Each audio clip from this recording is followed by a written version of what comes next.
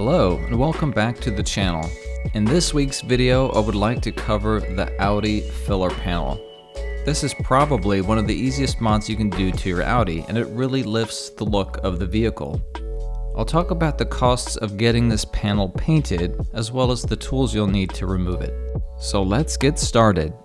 You're going to need a T20 Torx in order to remove the two screws located right beneath the Audi filler panel.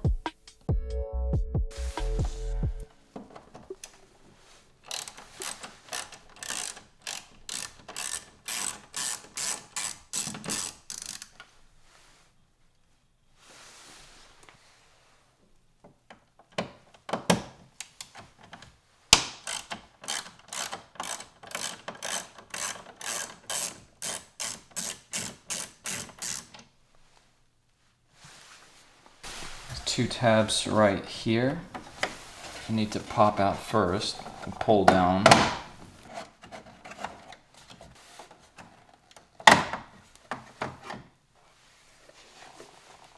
So this Audi filler panel is actually the stock Audi panel part, but it's been painted obviously.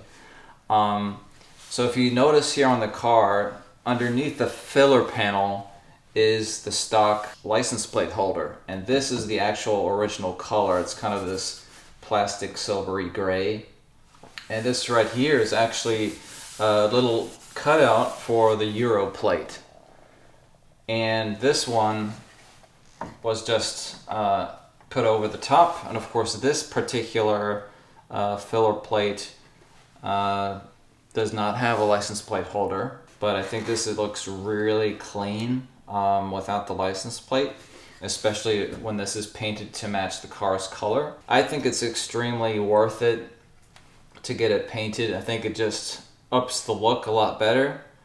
So let's kind of talk about the cost. This has been painted, it was actually painted originally when I purchased this part online. It was the OEM stock piece that was pre-painted in the black color of the car. Then over time, you know, with bugs and rock chips, they started appearing and looked pretty bad. And so I decided to get it repainted. What should you expect to pay for getting something like this painted? I checked around at several different places, and I got quotes between $100 and upwards of $500. I, of course, opted with the $100 paint job, and to me this is excellent. The quality was good, and for something that's going to get rock chips and bug guts, and you know, it's gonna start looking bad over time anyway, the $100 is totally worth it. So one thing also I want to point out is that these filler panels are not the same between car models. You'll have to pay attention to the grill. And some grills, they have, you know, different numbers of slats, and of course you can tell here that this has the exact number of cutouts to match the grill that it's going on. So you have to make sure that if you are, let's say, purchasing another filler panel to paint, that you get it for the right vehicle. So I'm just going to reverse this real quick to show you the tabs. So this comes with two tabs on the bottom that hold this filler panel in place, and of course the top part also has tabs. So it's easiest, if you're taking it off, to pull down on these two to pop the bottom out first, and then try to get your hand up here to maybe loosen these as you pull forward. As you saw earlier, what I just did is I pulled the bottom piece out first and then lifted it to pop it out.